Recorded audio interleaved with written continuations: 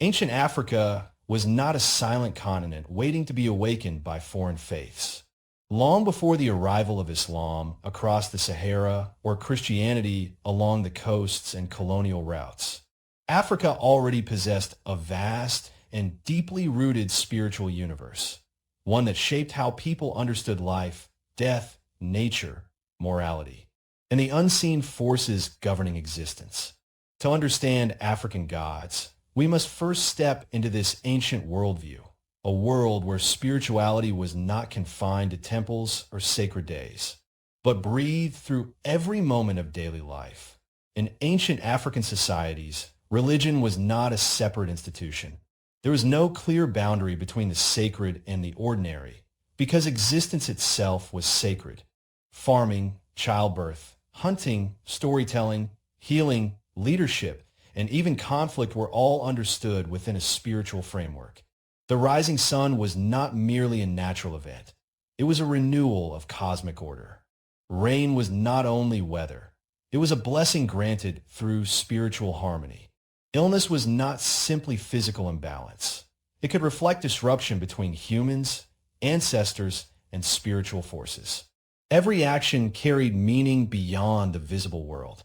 Africa, often called the cradle of humanity, was also a cradle of complex spiritual thought. Across its immense landscapes, from the forests of West Africa to the savannas of East Africa, from the Nile Valley to the southern plains, thousands of communities developed unique traditions, languages, and rituals. Yet despite this diversity, many shared a common understanding. The universe was alive. The physical and spiritual realms were not separate realities, but interwoven dimensions existing side by side. Humans lived at the center of this relationship, responsible for maintaining balance between earth, spirit, and community. Knowledge of these beliefs was preserved primarily through oral tradition. Unlike civilizations that relied heavily on written scriptures, many African societies entrusted memory to elders, storytellers, priests, and griots, guardians of collective wisdom. Stories were not mere entertainment. They were sacred vessels carrying history, law, philosophy, and theology across generations. Through myths of creation, heroic ancestors, and divine encounters, communities learned who they were and how they should live. The spoken word itself held power, believed to shape reality when spoken with intention and authority. This oral tradition also meant that African spirituality was dynamic rather than rigid. Beliefs evolved as communities migrated, encountered new environments, or faced social changes. Spiritual systems adapted while preserving their core principles: respect for life, harmony with nature, reverence for ancestors, and recognition of unseen forces guiding human destiny. Far from being chaotic or disorganized, these systems form sophisticated cosmologies explaining the origin of humanity, the structure of a universe, and humanity's moral responsibilities within it. Nature played a central role in this worldview. Rivers, mountains, forests, and animals were not viewed as lifeless resources, but as living expressions of spiritual power. A river could be a mother, a forest a sanctuary of spirits, thunder a voice of divine authority. People approached nature with reverence because survival depended not only on physical skill, but also on spiritual alignment. Rituals were performed before planting crops, hunting animals, or beginning journeys, acknowledging that humans were participants in a greater cosmic order rather than masters over it. Community life reinforced this spiritual understanding. Identity was collective rather than purely individual. A person existed through relationships with family, clan, ancestors, land, and spirits. Moral behavior was therefore not enforced solely through laws, but through spiritual accountability. To act unjustly risked disturbing the balance that protected the entire community. Harmony brought prosperity. Imbalance invited misfortune. Spiritual belief functioned as both ethical system and social structure, guiding leadership, justice, and reconciliation. For centuries, however, These rich traditions were misunderstood or deliberately misrepresented by outsiders. Early travelers, missionaries, and colonial authorities often labeled African religions as primitive, superstitious, or lacking theology because they did not resemble organized religions familiar to Europe or the Middle East. Such judgments ignored the philosophical depth embedded in African cosmologies, ideas about creation, destiny, morality, and the interconnectedness of life that rivaled any ancient civilization. What appeared unfamiliar was not absence of belief, but difference in expression. In reality, African spiritual systems asked profound questions. What is the origin of life? How should humans live in harmony with one another? What happens after death? How do the visible and invisible worlds interact? These questions were answered not through rigid doctrine, but through lived experience, ritual practice, and communal wisdom accumulated over generations. Spirituality was something practiced, felt, and embodied rather than merely declared. Understanding this context is essential because African gods did not emerge from isolation or mythological fantasy alone. They arose from a worldview shaped by observation of nature, social responsibility, and deep reflection on existence itself. The divine was not distant from humanity. It was woven into the rhythms of seasons, the memory of ancestors, and the mysteries of birth and death. Before foreign religions introduced new scriptures and new names for God, Africans already inhabited a sacred universe filled with meaning, order, and divine presence. This ancient spiritual landscape formed the foundation upon which later religious encounters would unfold. Islam and Christianity would eventually spread across the continent, bringing transformation, conflict, and adaptation. Yet they did not arrive in a spiritual vacuum. They encountered civilizations already guided by powerful religious traditions, traditions that had defined African identity for thousands of years. To explore the gods of Africa, therefore, is not to look at forgotten myths, but to rediscover the original spiritual roots of a continent whose sacred history began long before written records, carried instead in memory, ritual, and the enduring human search for connection with the divine. While ancient African spirituality is often remembered for its many gods, spirits, and sacred rituals, one of its most profound and frequently misunderstood features is the widespread belief in a single supreme creator, a divine source that existed long before the arrival of Islam or Christianity on the continent. Across vast distances and among cultures that never met one another, remarkably similar ideas emerged. Above all spiritual beings stood one ultimate creator, the origin of life, the architect of a universe, and the guardian of cosmic order. In many African traditions, this supreme being was not imagined as a distant myth, but as the foundation of existence itself. The Creator was believed to have brought the world into being, shaping the heavens, the earth, animals, and humanity according to a divine plan. Among the Yoruba people of West Africa, this being was known as Olodumare, the source of all power and authority. To the Akan of present-day Ghana, the Creator was Nyam, the sky god whose presence filled the universe. Among the Maasai and Kikuyu of East Africa, the name Nai referred to a creator dwelling in the sky or upon sacred mountains. In southern Africa, the Zulu spoke of Unkalunkalu, the great ancestor and first being from whom humanity emerged. Though languages and stories differed, the underlying idea remained strikingly consistent. Creation began with a single divine intelligence. This creator was understood as eternal, self-existing, and beyond human limitation. Unlike lesser spiritual beings who interacted regularly with human affairs, the supreme God was often described as too vast, too powerful, and too sacred to be approached casually.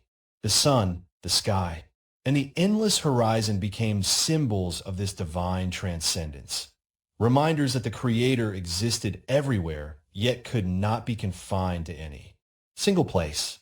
People believed that the Creator sustained life, continuously, maintaining the balance that allowed seasons to change, crops to grow, and communities to survive. Creation stories across Africa reveal deep philosophical reflections on humanity's place in the universe. Some myths describe humans originally living close to the Creator, communicating freely before a moral mistake or act of disobedience created distance between heaven and earth. In certain traditions, the sky was once near enough to touch, but human carelessness pushed it away, explaining why the divine now seemed remote. These stories were not simply explanations of the past. They carried moral lessons about humility, responsibility, and respect for sacred order. Importantly, the perceived distance of the Supreme Creator did not mean absence or indifference. Rather, it reflected reverence. Many communities believed the Creator had entrusted the ongoing management of the world to spiritual intermediaries, gods, nature spirits, and ancestors, while remaining the ultimate authority behind all existence. This idea helped explain why daily rituals were often directed toward lesser deities or ancestral spirits instead of the Creator directly. People did not ignore the supreme God. They honored the divine hierarchy established at creation itself. Prayer to the Creator still existed, especially during moments of great crisis or communal importance. When drought threatened survival, when epidemics spread, or when entire communities sought forgiveness or protection, people turned directly to the Supreme Being. These prayers were often simple and deeply personal, acknowledging human dependence on a higher power that controlled destiny beyond human understanding. The Creator was seen as just, wise, and morally perfect, the final judge of human actions, even when earthly justice failed. Another striking feature of African belief in the Supreme Creator was the absence of rigid imagery. Unlike traditions that emphasize statues or fixed representations of God, many African cultures avoided depicting the Creator physically. The divine was considered too great to be captured in form.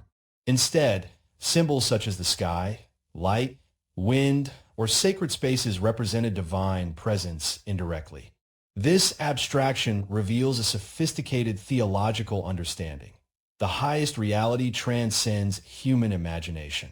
Moral order also flowed from the Creator's authority. Ethical principles were not arbitrary rules, but reflections of cosmic harmony established at the beginning of time. Truthfulness, respect for elders, generosity, and communal responsibility were seen as expressions of alignment with the Creator's will. When individuals violated these principles, the consequences were believed to extend beyond personal suffering, potentially disturbing the spiritual balance of the entire community. Thus, religion and ethics were inseparable, rooted in the belief that humanity lived within a divinely ordered universe. Scholars who later studied African religions were often surprised by how closely these concepts resembled philosophical monotheism. Yet for African societies, such ideas did not emerge from foreign influence. They developed organically through centuries of observation, reflection, and cultural transmission. The presence of a supreme Creator across unrelated societies suggests a shared human effort to understand the origin and meaning of existence through spiritual insight. Understanding this belief challenges the long-standing misconception that African religions were purely polytheistic or lacked theological depth. The many gods and spirits were not rivals to the Creator, but expressions of divine power operating within creation. Just as a king might govern through trusted leaders, the supreme God governed the universe through spiritual forces that maintained harmony between heaven and earth. This vision of a single Creator also shaped humanity's sense of humility. Humans were neither accidental nor supreme. They were participants in a sacred order designed by a power far greater than themselves. Life was therefore both gift and responsibility. To live well meant maintaining balance with nature, with community, with ancestors, and ultimately with the Creator who gave existence its meaning. As we move deeper into the spiritual world of ancient Africa, we begin to see how this supreme divine source did not stand alone. Beneath the Creator existed a vibrant spiritual hierarchy filled with gods, forces of nature, and sacred beings who interacted directly with human life. These divine figures would become the bridges between the distant Creator and the everyday struggles of humanity, shaping rituals, myths, and spiritual experiences across the continent. In understanding them, we come closer to understanding how Africans experience the divine not only as a distant origin, but as a living presence moving through thunder, rivers, forests, and the rhythms of the natural world itself. If the Supreme Creator represented the distant source of all existence, then the gods and spiritual forces of nature represented the divine made visible, the sacred energies that moved through the world and touched human life directly. In ancient African spirituality, the universe was not empty space governed only by physical laws. It was alive with presence. Every river that flowed, every storm that shook the sky, every forest that whispered in the wind carried spiritual meaning. The divine was experienced not as an abstract idea, but as an active force woven into the rhythms of nature itself. Across the continent, people believed that the Creator entrusted the daily functioning of the world to powerful spiritual beings. These were not independent gods competing with the Creator, but intermediaries, guardians of specific aspects of existence who maintained balance between heaven and earth. Through them, the invisible world became accessible. Humans could not easily approach the Supreme Creator, but they could communicate with these divine forces who listened, responded, protected, and sometimes punished. Among the Yoruba people, one of the most well-known traditions, these intermediaries were called the Orishas. Each embodied particular energies of nature and human experience. Shango, the god of thunder and lightning, represented power, justice, and divine authority. When thunder roared across the sky, it was understood not merely as weather, but as a manifestation of Shango's presence, a reminder that justice could strike suddenly and decisively. Ashen, the goddess of rivers and fertility, symbolized beauty, love, healing, and abundance. Her waters were believed to cleanse spiritual burdens and restore harmony, and communities honored her through offerings placed along riverbanks. Acknowledging the life-giving force of flowing water, these beliefs reflected a broader African understanding that nature itself was sacred. Rivers nourished crops, forests provided medicine and shelter, animals sustained human life, and the sky governed seasons. Because survival depended on these forces, respect toward nature became a spiritual obligation. To misuse land or disrespect sacred spaces was not only environmentally harmful, but spiritually dangerous. Many communities designated sacred groves, mountains, or lakes where rituals were performed and where ordinary activities were restricted, reinforcing the idea that certain places were dwelling points of divine energy. In West African storytelling traditions, figures like Anansi, the clever spider spirit, embodied wisdom, creativity, and the power of knowledge. Through stories of trickery and intelligence, Anansi taught moral lessons about human behavior, reminding listeners that wisdom often triumphs over strength. These stories were more than entertainment. They encoded philosophical insights about survival, community, and the complexity of human nature. The spiritual world was not only powerful and fearsome, it was also playful, instructive, and deeply connected to human emotion. In the Fawn and Yu traditions, Legba stood as the guardian of crossroads and communication, a spiritual gatekeeper who opened the path between humans and the divine. Before any ritual or prayer could begin, Legba had to be acknowledged, for without him communication between worlds remained closed. The symbolism of the crossroads carried deep meaning.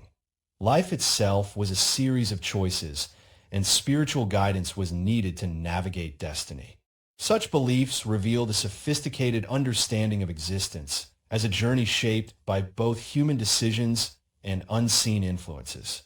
African spiritual systems also recognize that divine forces possess dual aspects, capable of blessing or destruction depending on balance and respect. A river that provided life could also flood and destroy. Fire could warm or devastate.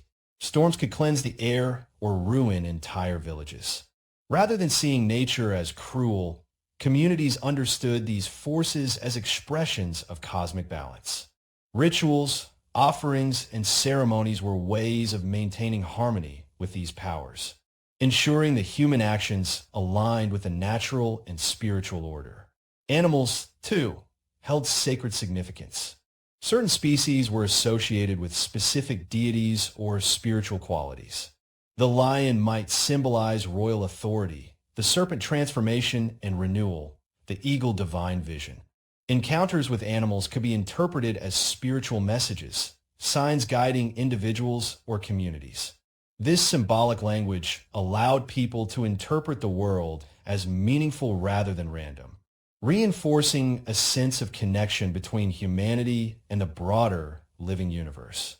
Priests, priestesses, and ritual specialists served as mediators between humans and these divine forces.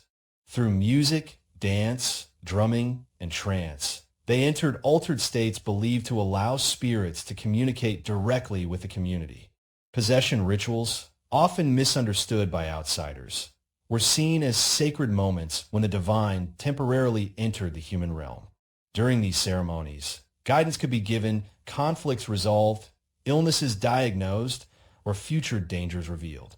The body itself became a bridge between worlds, demonstrating that spirituality was not purely intellectual, but deeply embodied. Importantly, these gods and spirits were not distant myths frozen in ancient time. They were experienced as living realities influencing daily decisions. Farmers consulted spiritual forces before planting. Hunters sought blessings before entering the wilderness. Families prayed for fertility, protection, and healing. The divine existed alongside human life, shaping both individual destiny and collective survival. This intimate relationship with spiritual forces fostered a worldview built on reciprocity. Humans honored the gods through respect, ritual, and moral conduct, and in return the gods maintained balance and protection. When harmony was preserved, communities prospered. When it was broken through greed, injustice, or neglect of tradition, misfortune could follow. Spiritual belief therefore functioned as a system of accountability, linking personal behavior to cosmic consequences. What emerges from this spiritual landscape is not chaos or superstition, but a profound ecological and philosophical vision. Ancient Africans perceived the world as an interconnected web of life, energy, and consciousness. The divine was not confined to heaven. It moved through thunderclouds, flowed in rivers, whispered through forests, and revealed itself in dreams and symbols. Every element of existence carried sacred potential. As powerful as these gods and spirits were, however, they did not stand closest to human life. That role belonged to another group of spiritual beings, those who had once lived as humans themselves.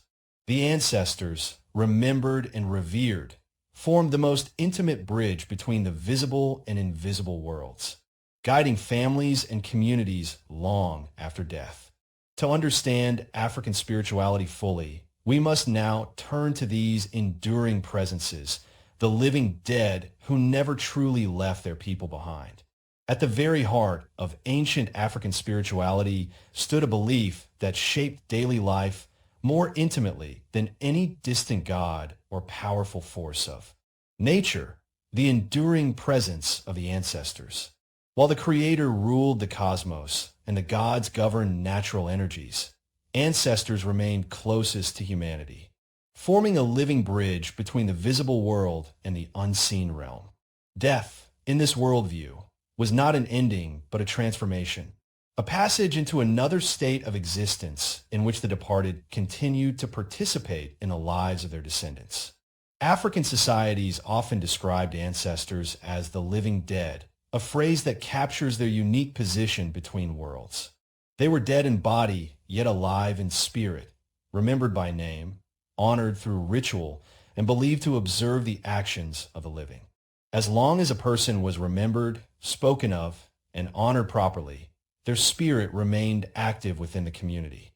Forgetting the dead, therefore, was not merely emotional loss. It risked severing a sacred relationship that maintained balance between generations. Ancestors were not worshipped as gods, but revered as elders who possessed wisdom gained through both earthly life and spiritual transformation. Having crossed into the unseen realm, they were believed to understand truths hidden from ordinary human perception. Families turned to them for protection, guidance, and moral support, trusting that those who shared their bloodline remained invested in the well-being of future generations. In times of uncertainty, illness, conflict, infertility, or misfortune, people asked not only what had gone wrong physically, but whether harmony with the ancestors had been disturbed. Communication with ancestors occurred through many channels, blending ritual, symbolism, and personal experience. Dreams were among the most powerful forms of contact. A deceased parent appearing in a dream might deliver warnings, offer comfort, or request forgotten rituals.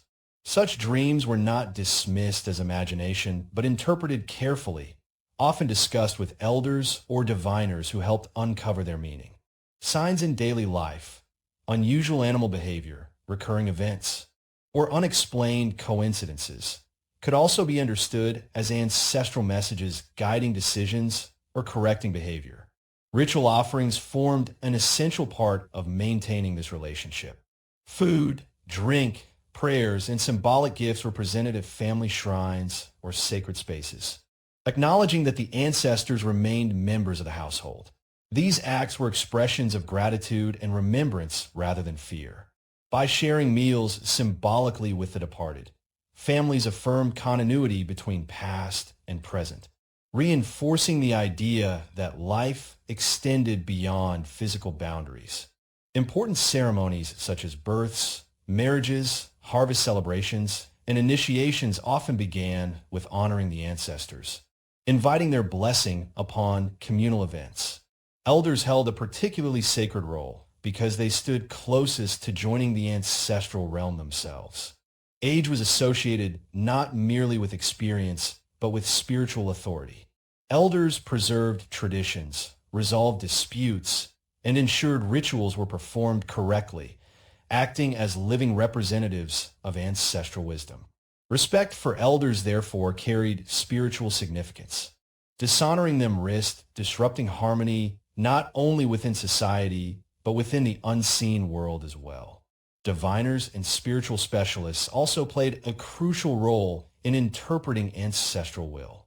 Through systems of divination, casting objects, reading patterns, entering trance states, or invoking spiritual insight, they sought answers to questions troubling individuals or communities.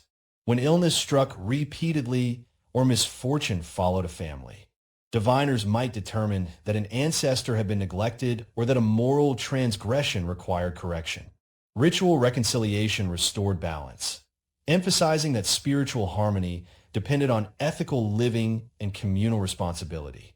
This belief in ancestral presence created a powerful moral framework. Actions were never purely private because ancestors were thought to witness human behavior. Honesty, generosity, respect for family, and loyalty to community were encouraged not only through social expectation, but through spiritual accountability.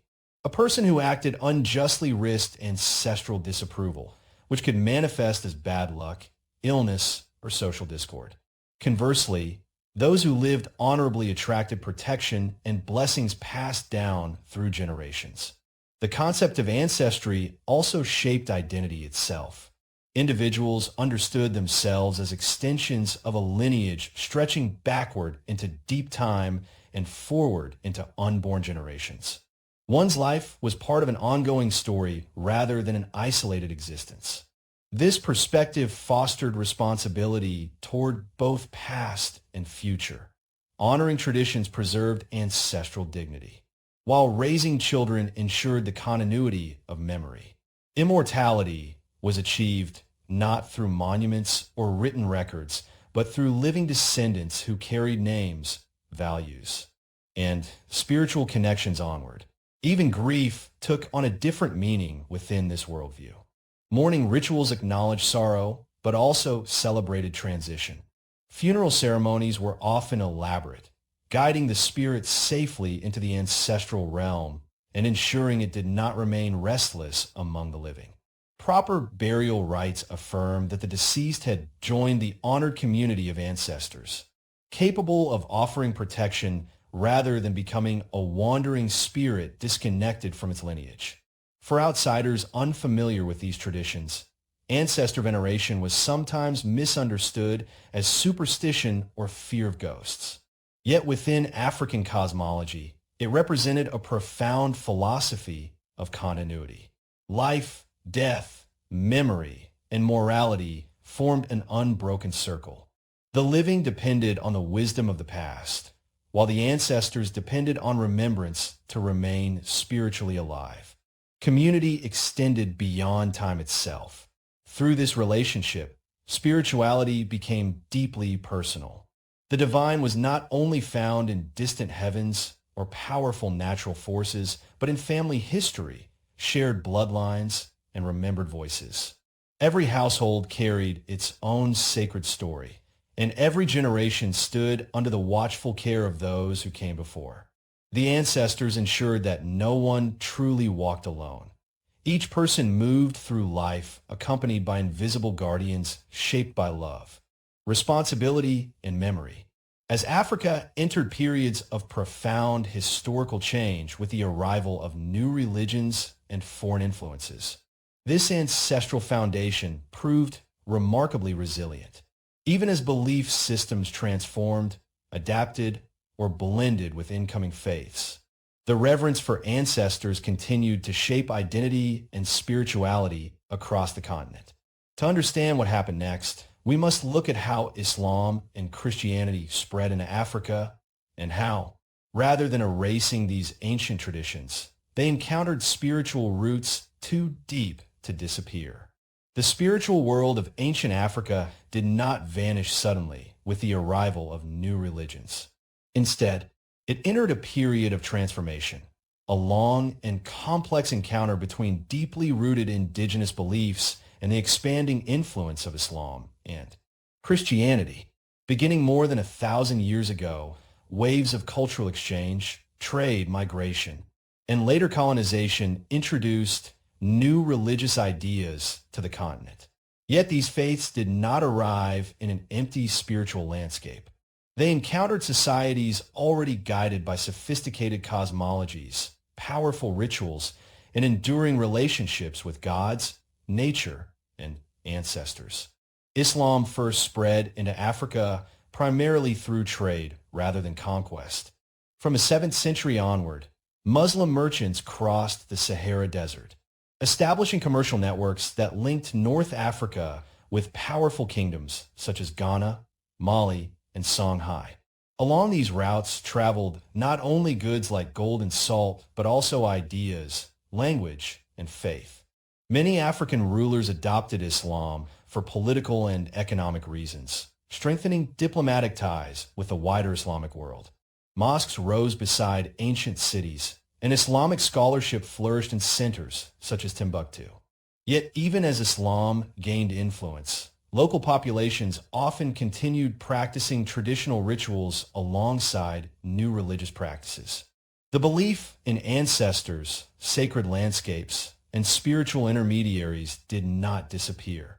Instead, they quietly coexisted with Islamic prayer and teaching. Centuries later, Christianity expanded across sub-Saharan Africa through missionary activity closely connected with European exploration and colonial rule. Missionaries introduced churches, schools, and written scriptures, often presenting Christianity as a replacement for indigenous spirituality. In many regions, traditional religious practices were discouraged or condemned as pagan or primitive. Sacred objects were destroyed, rituals suppressed, and spiritual leaders marginalized. For many communities, conversion became intertwined with survival under colonial systems that rewarded acceptance of foreign religion and culture. Yet the story of African spirituality during this period is not simply one of loss. Rather than abandoning their spiritual heritage entirely, many Africans adapted creatively, blending old beliefs with new religious frameworks in a process scholars call syncretism. Beneath Christian hymns and Islamic prayers, echoes of older traditions remained alive. Ancestor reverence continued through memorial practices. Saints were sometimes understood through the lens of spiritual intermediaries. And sacred rhythms of drumming, dance, and communal ritual found new expression within churches and religious gatherings. The spiritual imagination of Africa reshaped incoming religions just as much as it was reshaped by them. This blending gave rise to powerful religious traditions across the African diaspora as well. During the transatlantic slave trade, millions of Africans were forcibly taken to the Americas, carrying fragments of their spiritual worlds with them. Despite immense oppression, these beliefs survived and transformed into living traditions such as Vodun in Haiti, Candomblé in Brazil, and Santeria in Cuba.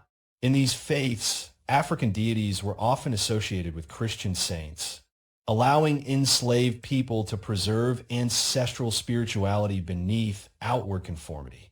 The resilience of these traditions demonstrated that African religious identity could adapt without disappearing. Even within Africa itself, indigenous spirituality remained embedded in cultural life. Festivals honoring harvests, rites of passage marking adulthood, respect for elders, and belief in spiritual causality continued to shape communities regardless of formal religious affiliation. Many individuals came to identify as Muslim or Christian while still consulting traditional healers, interpreting dreams as ancestral communication, or recognizing sacred connections to land and lineage. Spiritual identity became layered rather than replaced.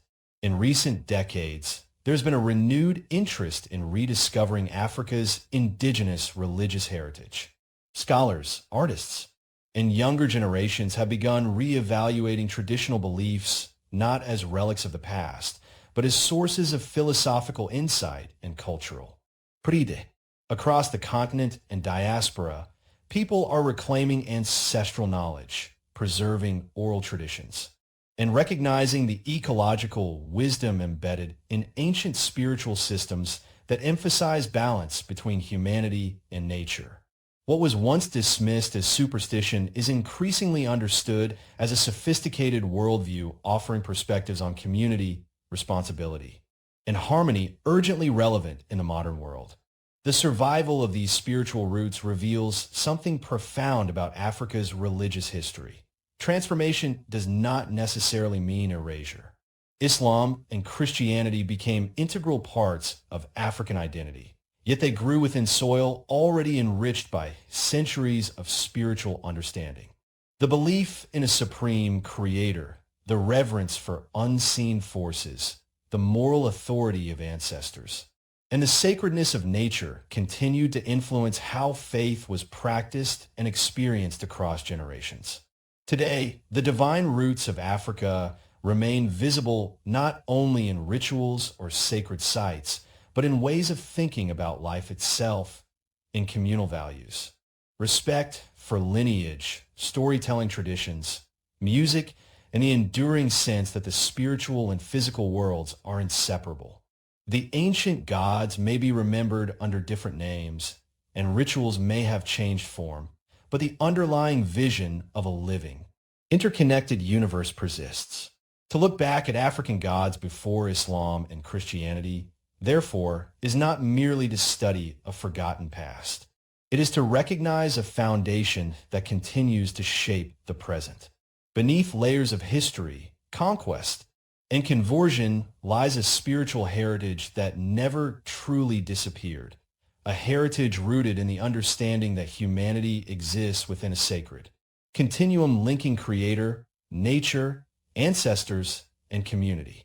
The divine roots of Africa still live, not only in memory, but in the ongoing search for meaning, identity, and connection that defines the human experience itself.